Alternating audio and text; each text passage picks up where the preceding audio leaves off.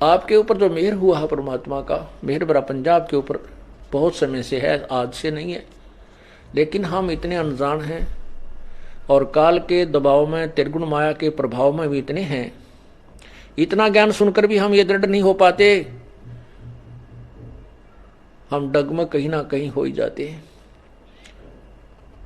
और उसी का दुष्परिणाम आज तक हम भोग रहे हैं। अब आपके ऊपर परमात्मा ने एक विशेष कृपा की है, मानुष जन्म, और के कारण बना के, क्या क्या कारण बना करके आपको चरणों में लिया है। कोई दुख में आया है, कोई सुख में आया है, कोई ज्ञान सुनकर ही आया है। जिस कारण से भी आप यहां आए हो, कोई दुखी आया है और अब इस ज्ञान को समझ रहा है वो आकर के, क्योंकि उसको बोला जाता है कि आप सत्संग में अवश्य आओगे, अन्यथा आपका कष्ट निवारण नहीं हो पाएगा। किस लिए बुलाया जाता है सत्संग में आपको? कि आपको धनी बनाना है। आप युगों युगों के निर्धन हो चुके हो इस भक्ति मार्ग के। एक बार तो परमात्मा कबीर जी अपने कोटे से आपको राहत देता है, अपने कोटे से आपको देता है सुख, आपके दुख दूर कर देता आते ही, जिसकी सच्ची तड़प होती है और नियत साबित रहती है, उसको आते सुख देता है। फिर आपको ज्ञान सुनाया जाता है कि ये 10-20 हजार रुपये मान ले किसी से ले लिए, 1,00,000-2 लाख, तो इससे काम नहीं बनेगा। आप अपनी कमाई कोई साधन, कोई व्यवस्था करो ताकि आप साहूकार हो जाओ। तो यहां आपको बुला करके धनी बनाया जाता है। हम कितने निर्धन हो चुके हैं, हम कितना अपना सतर गिरा चुके हैं, ये आप अपना आप ही तुलना कर सकते हो, निर्णय ले सकते हो। आपको यहां आने से कितने पुण्य हो रहे हैं, आपके कितने पाप छूट चुके हैं। बीड़ी, शराब, मांस, तम्बाकू सबसे पहले छुड़वाया जाता है, जो घोर पाप का कारण है। दूसरे आपको कहा जाता है किसी की सुई भी नहीं चुरानी है, किसी से रिश्वत नहीं लेनी है, ब्याज तक नहीं लेना है। ब्याज लेने वालों के नाश हुए देखे हमने, सर्वनाश हुआ देखा उनका। ब्रान माटी टक्कर मार मार कर मरे, वो पागल होकर के मरे हैं। हमारे आंखों के सामने ऐसी स्थिति देखी उन लोगों की जो ब्याज लेते थे और बहुत महंगा लेते थे। आज से 50-40 वर्ष पहले 5 रुपए सैकड़ा ब्याज, ये भगवान आज भी नहीं है 5 रुपए सैकड़ा, किसी बैंक में भी नहीं आज तक। और फिर उस व्यक्ति की क्या दुर्गति हुई हमने आंखों देखा था। पागल हो गया, टक्कर मारा, अपनी टट्टी ने अपने मुंह पर मारा, कुआं खा ले, बुढ़ापे में बुरा हाल होगा मरा वो। तो परमात्मा यह कहते हैं कि ब्याज भी नहीं लेना हमने, इन ओछे हथकंडों से हम धनी नहीं बन सकते। धनी बनेंगे परमात्मा की रजा से। परमात्मा आपको इतना धन दे देगा आप सोच नहीं सकते, और कैसे दे देगा ये भी आप नहीं सोच सकते। कब देगा? जब आपकी नीत साबित हो जाएगी, आप में कोई दोष नहीं देखेगा, केवल उस परमात्मा से ही आपकी याचना होगी, अन्य किसी देव में आपकी आस्था नहीं रहेगी। फिर आपके घर में बरकत, आपके ऊपर आने वाली आपत्तियों को ऊपर के ऊपर टालना शुरू कर देगा। करेगा कैसे? जब हम पतिव्रता पद पर पहुंच जाएंगे। जिस पति को अपनी पत्नी पर शंका हो जाती है तो वो उनमें फिर प्रेम नहीं रहता, और जो पतिव्रता स्त्री है उसका पति अपने सामर्थ्य के अनुसार उसकी पूरी सुरक्षा करता है, पूरी सुविधाएं देने की चेष्टा करता है। ठीक इसी प्रकार हम आत्माएं, ठीक इसी प्रकार हम सभी आत्माएं उस एक ही परमात्मा की हैं, वो हमारा पति है, सबका मालिक है।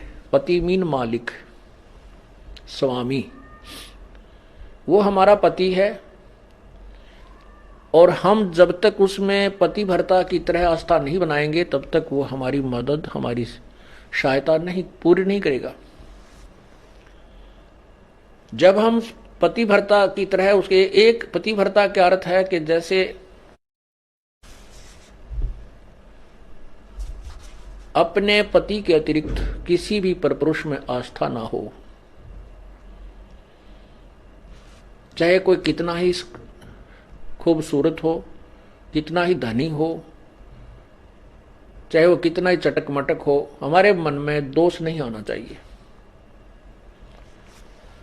और एक अपने पति पर हमने श्रद्धा रखनी चाहिए, उसमें आस्था रखनी चाहिए, तो हम पतिव्रता। पतिव्रता का अर्थ ये भी नहीं होता कि पति के अतिरिक्त सबका अनादर करे, किसी का अनादर नहीं करना। जैसे जेठ जेठानी घर में होते हैं, जेठ है, जेठानी है, देवर देवरानी है, ननंद है छोटी बड़ी, सास ससुर है, इन सबको यथोचित सत्कार देना पतिव्रता का प्रथम कर्तव्य है। लेकिन जो समर्पण अपने पति में होता है वो किसी में नहीं हो सकता, नहीं होना चाहिए, तो हम पतिव्रता हैं। तो उससे ऐसे ही जब हम कबीर परमेश्वर के चरणों में आते हैं, हमें ज्ञान होता है, तो हम अपने परमेश्वर के अतिरिक्त किसी के से अपनी मनोकामना पूर्ण की तरफ सपने में भी नहीं सोचेंगे, तो हम पतिव्रता है। ठीक है, हमारे कोई जैसे ब्रह्मा विष्णु महेश देवता ऋषिजन संतजन कोई भी हैं, आदरणीय हैं, लेकिन पूजनीय नहीं है। जैसे पतिव्रता को अपना पति पूज्य होता है, उसी से को समर्पण करती है, तो वो समर्पण वो किसी को नहीं कर सकती, लेकिन आदर सबका करती है, वो आदरणीय है। इस भाव से जब हम प्रभु के चरणों में लगेंगे, तब परमात्मा हमारी सभी मनोकामनाएं पूर्ण करेगा, अन्यथा नहीं करेगा। जैसे परमात्मा क्या बताते हैं, ज्यों पतिव्रता पति से राती, आन पुरुष नहीं भावे, बसे पी हर में सुरत प्रीत में, ऐसे ध्यान लगावे। उसके विषय में क्या बताते हैं कि जो जैसे जब पतिव्रता जमी पर और जो जो रख है धर है पाओ, और समर्थ झाड़ू देत है कदे ना काटा लग जावे। परमात्मा आपकी कैसे मदद करेगा कबीर भगवान?